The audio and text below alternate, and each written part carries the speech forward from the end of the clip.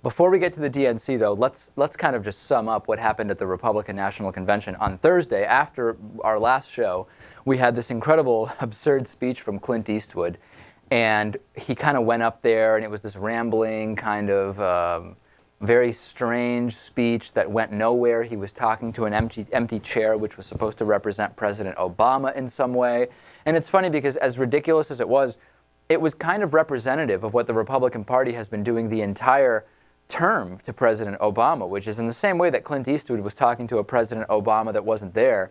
The entire Republican criticism of Barack Obama for the last 3 years has been based on stuff that either didn't happen or has no connection to anything President Obama did at all. So in that sense, Clint Eastwood made a very valid point, except it's probably not one that the RNC wanted made. Yeah, and not only just criticism of Barack Obama. I mean, that's par for the course, but complete obstruction of any legislation and of the process and of anything Obama wanted to do. Just, I mean, that's the worst part. Even though the PR narrative about the Eastwood speech is that it was great, it got cut from the Romney RNC video. There's a number of videos that the Romney campaign has put out kind of summing up or kind of like compilations of what happened there. No sign of Clint Eastwood at all. So clearly people, even though they're publicly saying it was great, it's really not that good. Right. And they seem to know that.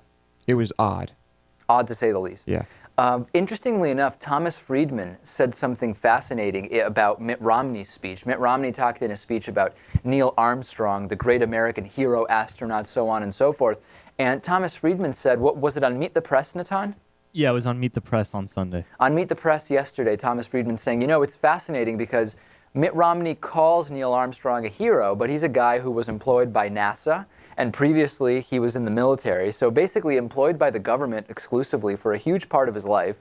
Space exploration, including him being the first man on the moon, one of the first men on the moon, was the direct result of government spending along the lines that Mitt Romney and his party wouldn't do. They just wouldn't do it. I mean, the space exploration project was a huge stimulus-type government spending project. Neil Armstrong a hero, Mitt Romney acknowledging that, not realizing the irony that if it were a Republican president, a modern Republican president, never would have happened. And I would argue that the vast majority of people voting for Mitt Romney also would not realize that irony. No, they wouldn't. And they probably just love the fact that he mentioned, of course, Mr. Armstrong. You know what he didn't mention? What? Afghanistan.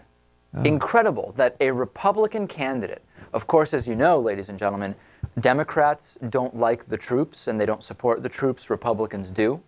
Democrats don't care about preventing terrorism or the safety of Americans. Republicans do. Incredible, given all that he doesn't even mention Afghanistan. And you would think that he would at least somewhat be able to frame it as Obama's war, right? Obama deciding to escalate troop activity there initially when he first took office. Just not a mention of it from Mitt Romney. Incredible. How is he? People are dying over there. Troops are dying over there. Mitt Romney doesn't mention it? I don't understand. I can understand him not mentioning that. Why do you think he didn't? I think that's just a topic you want to avoid completely. What do you think about that, Natan? Yeah, from the point of view of the campaign, maybe it makes sense not to mention it. From the point of view of leveling with the American people, it probably makes sense to talk about it because it's a huge issue. Why would you think that Mitt Romney or the Republicans want to level with the American people? If they did, they'd have to actually say, look at all the things President Obama has done. Who's the last president who has accomplished as many significant things as President Obama has? They're not going to level with the American people. They'll lose if they level with the American people, Lewis. Yeah, I think the campaign just doesn't want the American people to associate the war at all with the campaign or the Republican Party at the moment. They're riding the economy wave. They just want to talk about jobs and the economy. But of course, they're not leveling there either because they won't tell you the truth about Obama job creation. Right.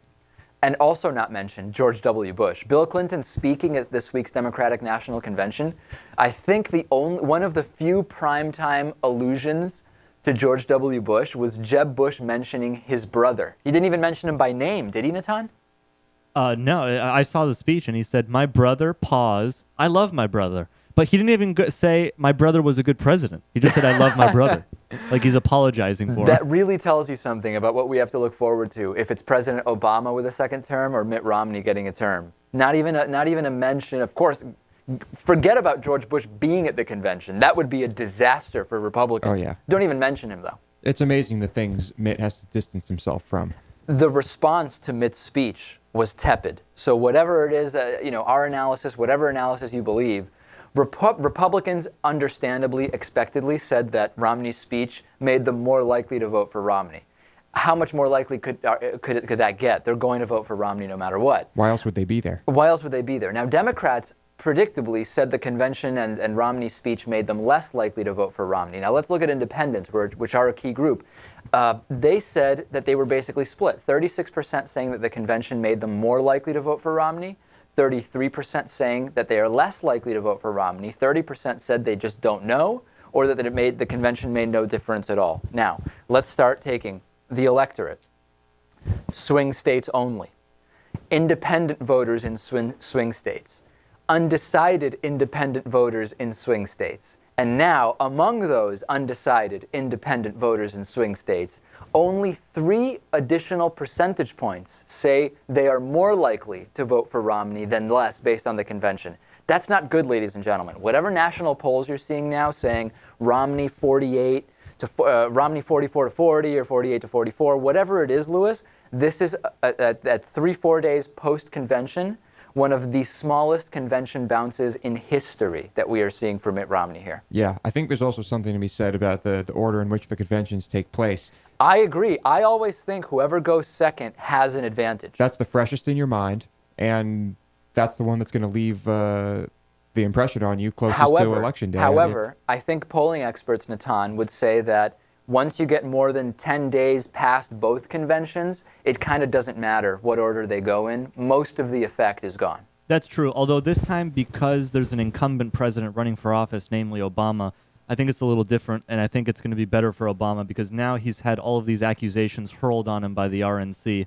And now if he defends them well, that's going to be the main narrative until Election Day. It's going to be Obama has a clear set of accomplishments, and this is what it is, and they laid it out in the convention. The last word, so to speak, right, Lewis? Yeah, I think so.